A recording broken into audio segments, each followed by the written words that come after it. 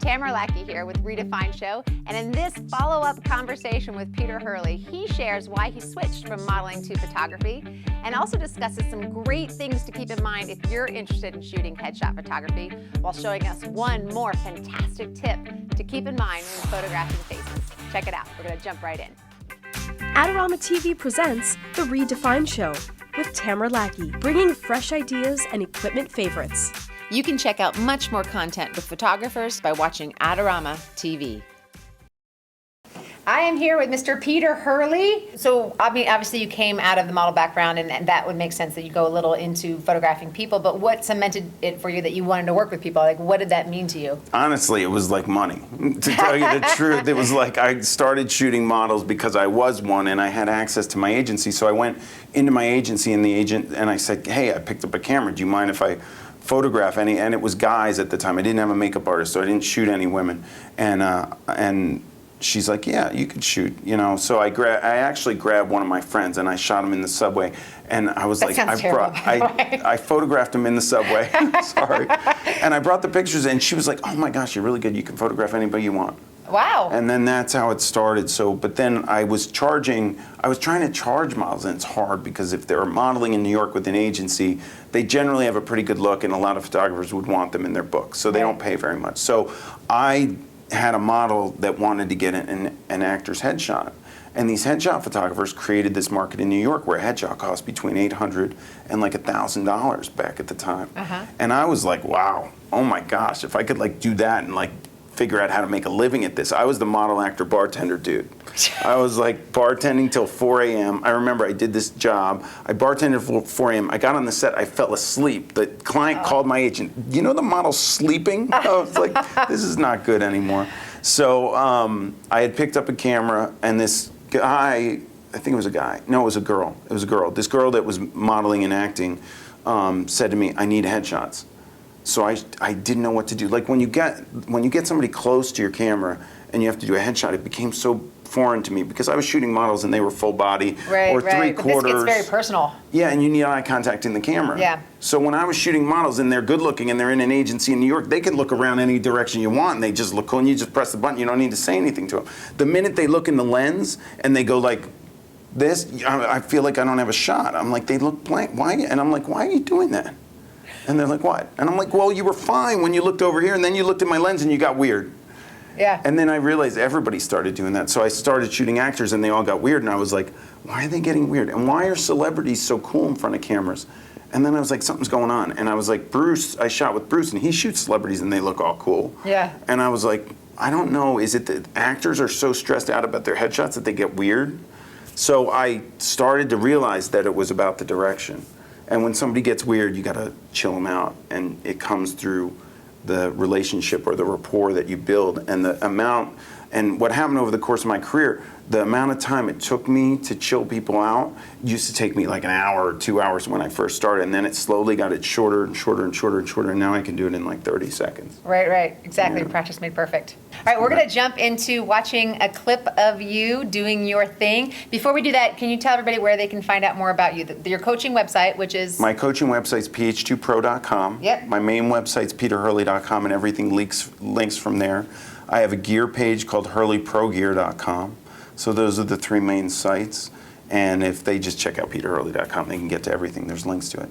They can get all kinds of Peter love. Yeah. Thank you so much. All right, thanks for having me. This is Tamara Lackey. Be sure to check out Adorama's latest contest to win some fabulous prizes. Before we check out Peter in action, here is his favorite way to carry all his equipment for a shoot. The Airport Security version 2.0 is Think Tank's largest carry-on rolling bag. It allows you to carry 2 or more pro bodies, up to 6 lenses, 2 flashes, and all the little accoutrements that you might need, built to ensure that everything is protected and conveniently traveling right by your side. So why does that? I have no idea where this came from. I used to model. I don't know how that happened, but I did some modeling, and I remember, how come these guys look cool? I want you to look at celebrities. I want you to check out magazines. Generally, they will all be squinching, which is this. They're not squinting, this is this. And it's not ethnicity based. I'm gonna show you some examples of all different ethnicities doing this and why it works, okay? So fear, confidence with the squinch. Watch the lower lids again, we'll do it again. right? That's the deal. Now let's get scientific on you. I'm gonna get a little scientific here. There's a muscle that surrounds your eye. It's called the orbicularis oculi. So it closes your eye tight and it creates squinching. It's like this, squinting. It creates squinting. So it goes around your eye like this, right? If you want to close it tight. To do that lower lid little pinch, there's a palpebral ligament that runs across the bottom of your eye, and you just lift it up a little bit. So that's all you're doing. You're hitting that palpebral ligament. So don't tell me you can't do this. You have the ligament. You just have to teach yourself to do it. And you do it anyway. You just do it when you're not in front of a camera. Once you take conscious control of it, your brain covers it. You walk around in public, you don't have to think about this. It's when you're in front of the camera and you take conscious control of your eyes that you have to hit this stuff. How do you think those celebrities and models do it? I used to do it. You can do it. You ready? I'm giving you this as a gift. You're going to look awesome. All right? Here are some examples. All right? I want you to check this out. Check out squinching. I'm going to bring in my buddy from It's All About the Jaw, Karaman, and we're going to show you some examples of my work where we got some squinching going on. All right, people? Check it out, and we'll get a real shebang out of you with it. Come on. Okay, guys, so look, I had to bring in Karaminder. He did It's All About the Jaw with me. He did a phenomenal job. He's a professional at squinching, so I had to bring him in to illustrate my point. Say hi, Karaminder. Hello.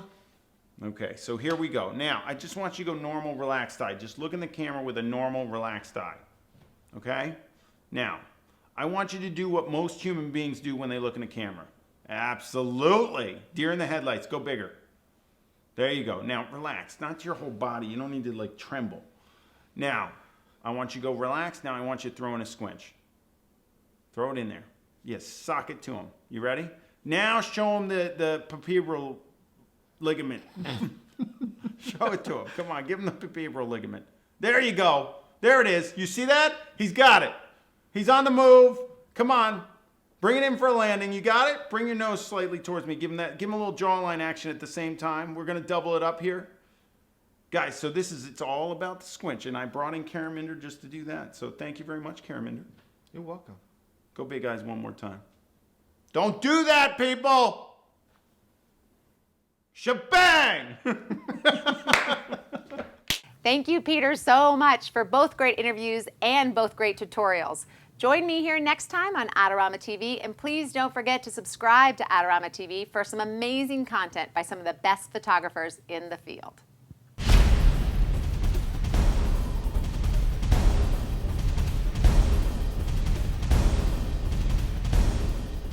Do you want great-looking prints at low cost? Be sure to visit our easy-to-use online printing service.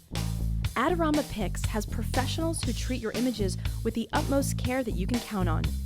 For a quick turnaround on photos, cards, or albums, use AdoramaPix.com.